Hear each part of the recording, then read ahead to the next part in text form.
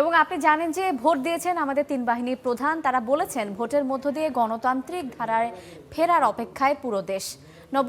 নবনির্বাচিত সরকার অতীতের মতো ভুল করবে না বলেও আশা করেছেন তারা।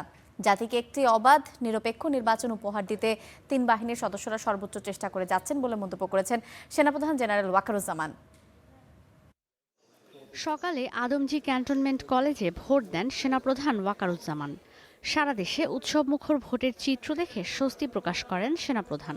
বলেন, দেশকে গণতান্ত্রিক ধারায় ফেরাতে অন্তর্বর্তী সরকারের সঙ্গে কাজ করছে সশস্ত্র বাহিনী। ১.৫ বছর ধরে পুরো দেশ এই দিনটির অপেক্ষাতেই ছিল।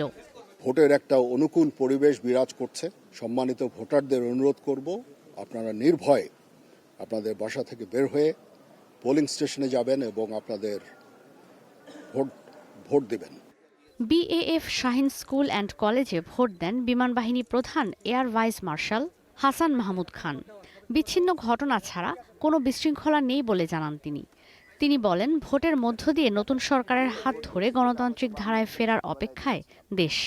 ইনশাআল্লাহ দিনের শেষে আমরা একটা সুন্দর নির্বাচনের শেষ হবে আশা করছি, এবং পরবর্তীতে ভোট গণনার মাধ্যমে যেই জয়ী হবেন আমরা তার কাছ থেকে নতুন দেশের প্রত্যাশা করব। Baridhara scholar international school and college কেন্দ্রে ভোট দেন নৌবাহিনী প্রধান।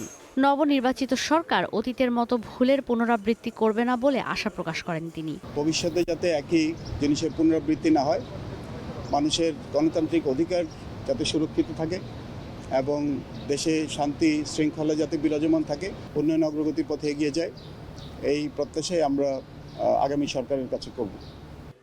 এবারের ভোটে সর্বোচ্চ নিরাপত্তা ব্যবস্থার পাশাপাশি প্রযুক্তিগত নিরাপত্তার সক্ষমতাও নিশ্চিত করা হয়েছে বলে জানান র্যাবের মহাপরিচালক। যারা ভোটে অংশগ্রহণ করতেছেন তারা যদি দায়িত্বশীল আচরণ করেন, তারা যদি সংযমী আচরণ করেন, তারা যদি আইন কানুন নিয়ম মেনে চলেন, তাহলে ইনশাল্লাহ কোথাও আর কোনো ঘটনা ঘটবে না। এ ব্যাপারে আমরা আপনাদেরকে আশ্বস্ত করতে পারি, কারণ আমাদের ব্যাপক প্রস্তুতি আছে।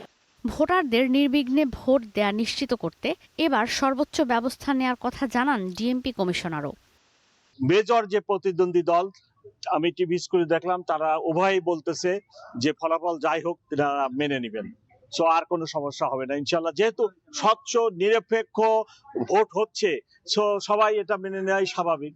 দেশের মানুষকে অবাধ নিরপেক্ষ নির্বাচন উপহার দিতে তিন বাহিনী সহ আইন শৃঙ্খলা রক্ষাকারী বাহিনীগুলো সবকিছু করছে বলে জানান তারা।